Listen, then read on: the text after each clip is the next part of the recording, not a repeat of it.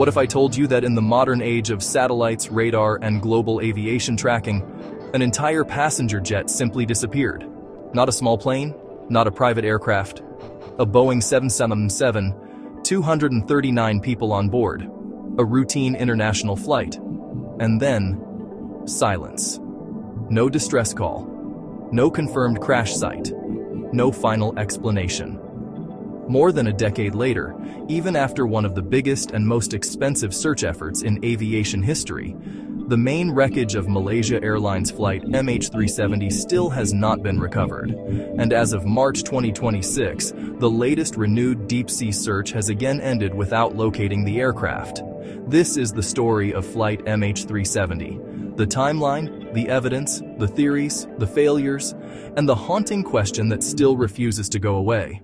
How does a plane vanish? Part 1. The flight that should have been ordinary. On March 8, 2014, Malaysia Airlines flight MH370 departed from Kuala Lumpur International Airport, bound for Beijing. The aircraft was a Boeing 777-200ER, one of the most trusted long-haul passenger planes in the world. On board were 239 people, passengers and crew from multiple countries, most of them Chinese nationals. Nothing about the beginning of the flight suggested that this would become one of the greatest mysteries in aviation history. For the first part of the journey, everything appeared normal. The flight took off just after midnight local time. It followed its planned route toward the South China Sea. The crew communicated with air traffic control. Systems on board were functioning.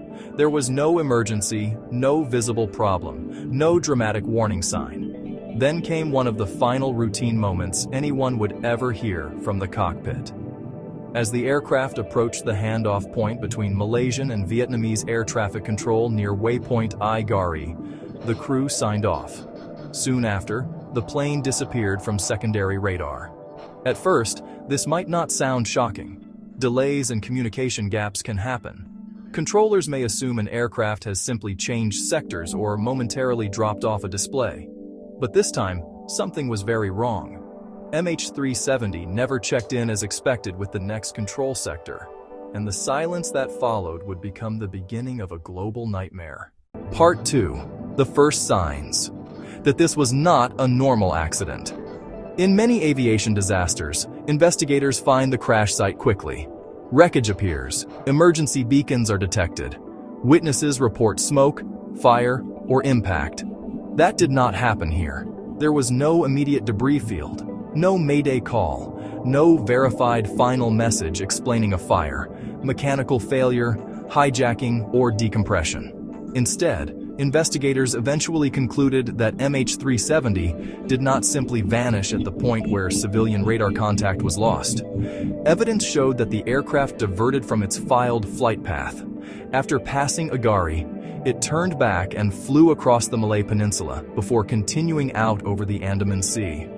The official Malaysian investigation stated that the evidence showed the aircraft deviated from its planned route, and that the later changes in flight path were difficult to attribute to anything other than manual inputs. That changed everything. This was no longer just a missing plane. Now investigators had to consider a far stranger possibility. The aircraft kept flying. Somebody or something had altered its course. And for hours, the plane may have continued into one of the most remote regions on Earth. Part 3. How investigators tracked a plane.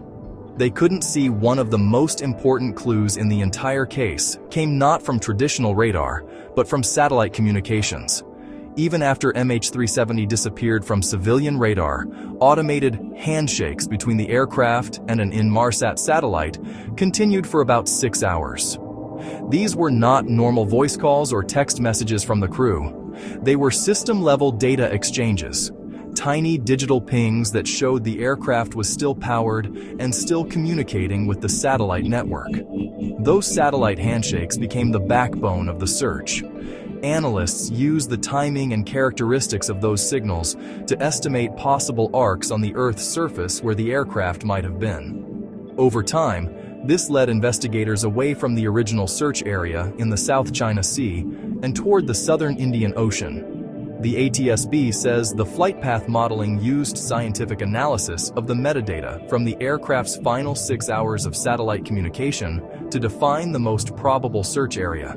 That mattered because the southern Indian Ocean is enormous, remote, and brutal. If MH370 really ended there, it meant the aircraft likely flew for hours after turning away from its original route, eventually exhausting fuel far from land, far from witnesses, and far from easy recovery.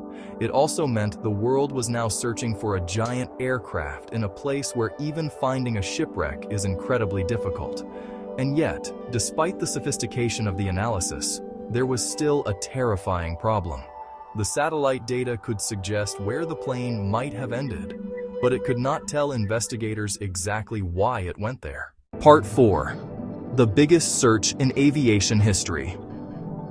Once the search shifted to the Indian Ocean, governments and experts launched an operation of historic scale.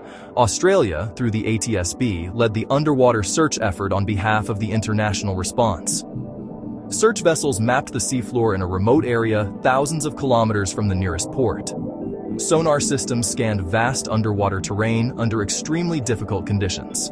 The official ATSB overview says the underwater search eventually covered over 120,000 square kilometers, and later efforts brought the total seafloor searched to nearly 200,000 square kilometers.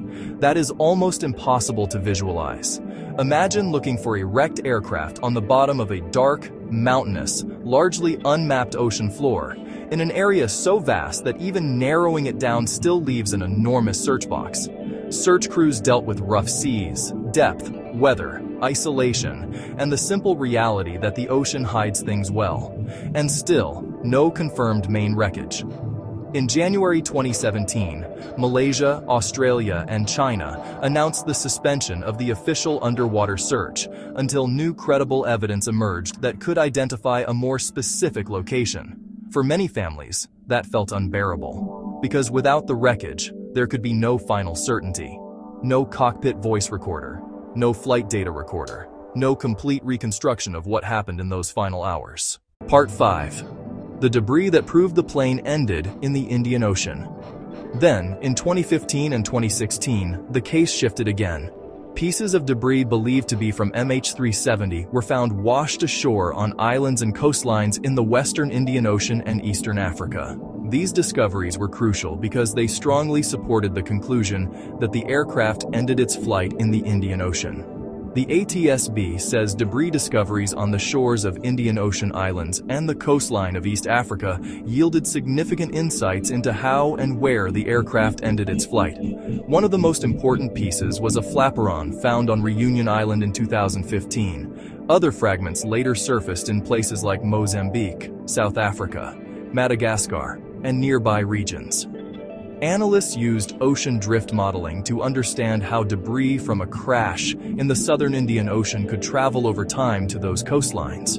This was a breakthrough, but also a curse, because the debris told the world that MH370 almost certainly did not survive. But it still did not reveal the precise crash site, and it did not explain how a modern passenger jet ended up there in the first place.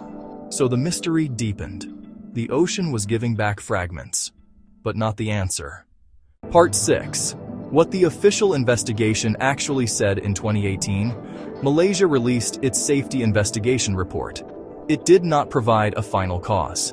That alone is extraordinary. In most major airline disasters, investigators are eventually able to identify a likely chain of events. In this case, the official report could not determine with certainty what happened. It confirmed that the aircraft's route was altered, but the team was unable to establish the real reason the plane deviated from its course.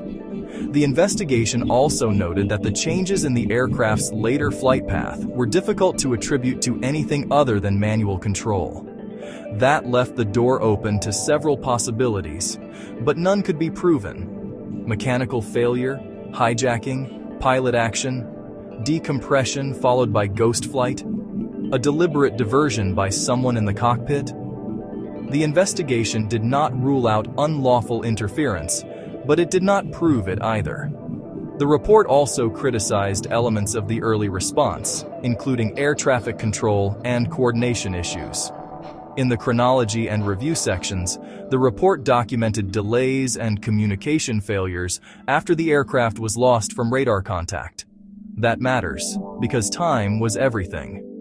If authorities had understood sooner that MH370 was truly missing and had reversed course, could the search have been focused faster? Would that have changed the outcome? We still don't know. But in mysteries like this, confusion in the first hours can echo for years. Part 7. Theories. What could have happened? Now we get to the part that keeps the case alive in documentaries, forums, books, and endless online debates. What actually happened on board MH370? Theory 1. A deliberate diversion. This is one of the most discussed explanations. Why? Because the aircraft appears to have turned in a controlled way, and later route changes were seen by investigators as difficult to explain without human input. That suggests someone may have intentionally redirected the plane. But even if that is true, it doesn't answer the biggest question. Who? A pilot? A hijacker? Another person with access to the cockpit? And if the diversion was deliberate, what was the motive? No theory has been proven. Theory 2. Hypoxia and ghost flight. Another idea is that some event, such as decompression, incapacitated everyone on board, leaving the aircraft to continue flying on autopilot until fuel exhaustion. This would explain the long silent flight and lack of distress call. But critics of this theory point out that the early maneuvers looked complex and controlled, raising doubts that a simple ghost flight scenario explains everything. Theory 3. Mechanical or electrical failure. Some have suggested a fire, electrical malfunction, or systems event that caused the crew to turn back while simultaneously knocking out communications. That sounds plausible at first. Pilots often turn toward a familiar airport in an emergency. But this theory struggles to explain the full timeline, the prolonged flight, and the apparent continuation into the Indian Ocean without any successful distress communication. Theory 4. Hijacking or unlawful interference. Because the route changed and communication stopped, some have long suspected hijacking or unlawful interference. Again, there is no conclusive proof. No organization credibly claimed responsibility. No direct evidence emerged showing a specific external takeover. Still, the official inability to rule out unlawful interference keeps this possibility alive. And that is what makes MH370 so uniquely unsettling. Almost every major theory has something going for it, and every theory has gaps. Part 8. Why this case hit the world so hard. MH370 was not just a transportation disaster. It became a global psychological shock. Because planes are supposed to be tracked, commercial aviation is built on layers of systems, procedures, communication, surveillance, and redundancy. The idea that a modern airliner could disappear so completely challenged the public's trust in how connected and visible the world really is. ICAO later pointed to the MH370 tragedy as a catalyst for improvements in flight tracking and family assistance policy. Families suffered the worst kind of uncertainty. With many tragedies, there is grief. With MH370, there was grief plus limbo. No confirmed final moments. No recovered aircraft. No full explanation. No closure.